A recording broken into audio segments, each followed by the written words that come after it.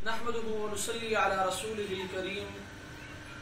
अम्मा बअद फ़अऊज़ु बिल्लाहि मिनश शैतानिर रजीम बिस्मिल्लाहिर रहमानिर रहीम। अल्हम्दुलिल्लाह, आज एक अहम मसले के साथ आपके सामने हाजिरी हुई है।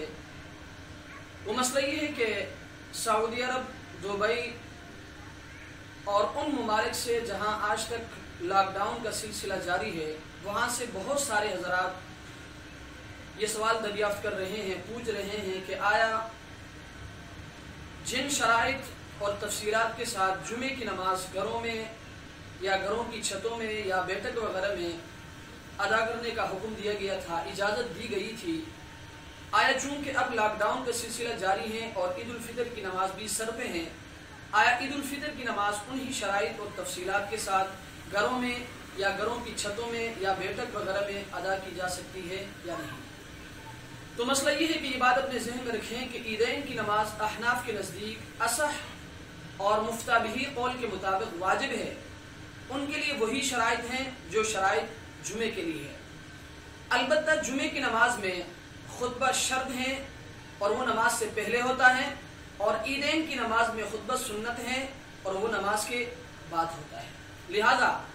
जिन ममालिक में लॉकडाउन का सिलसिला जारी है और जिन शहरों में लॉकडाउन का सिलसिला जारी है और कल तक जारी रहेगा, तो उन तमाम लोगों के लिए ये गुजारिश है कि वो ईद की नमाज उन्हीं शराइत और तफसीलात के साथ,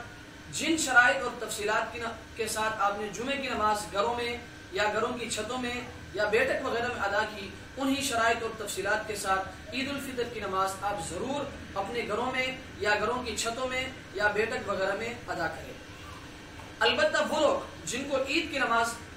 किसी उज़्र या मजबूरी की वजह से न मिल सके, उनको भी परेशान होने की ज़रूरत नहीं है, उनके लिए ईद की नमाज माफ़ है। अलबत्ता उनकी खिदमत में इतनी गुजारिश ज़रूर है कि वो ईद के दिन 2 या 4 रकात चाश की नमाज ज़रूर अदा करें, क्योंकि फुक़हाए किराम ने उन लोगों के लिए जिनको ईद की नमाज न मिल सके 2 या 4 रकात चाश की नमाज पढ़ने को मुस्तहब करार दिया है। लिहाजा उन तमाम हजरात से मेरी गुजारिश है जिन ममालिक में लॉकडाउन का सिलसिला जारी है और कल तक जारी रहेगा, वो ईद उल फितर की नमाज को ज़ाया न करें, क़ज़ा न करें, बल्कि वो अपने घरों में और अपनी घरों की छतों में और बैठक वगैरह में जिन शराइत और तफसीलात के साथ जुमे की नमाज अदा करते रहे, पढ़ते रहे, उन्हीं शराइत और तफसीलात के साथ आप ईद उल फितर की नमाज भी अपने घरों में और अपनी घरों की छतों में और बैठक वगैरह में ज़रूर अदा करें। अल्लाह तबारक व तआला हमें इस मसले को समझने की तौफीक अता फरमाए। व आखिरु दावाना अनिल हम्दुलिल्लाहि रब्बिल आलमीन।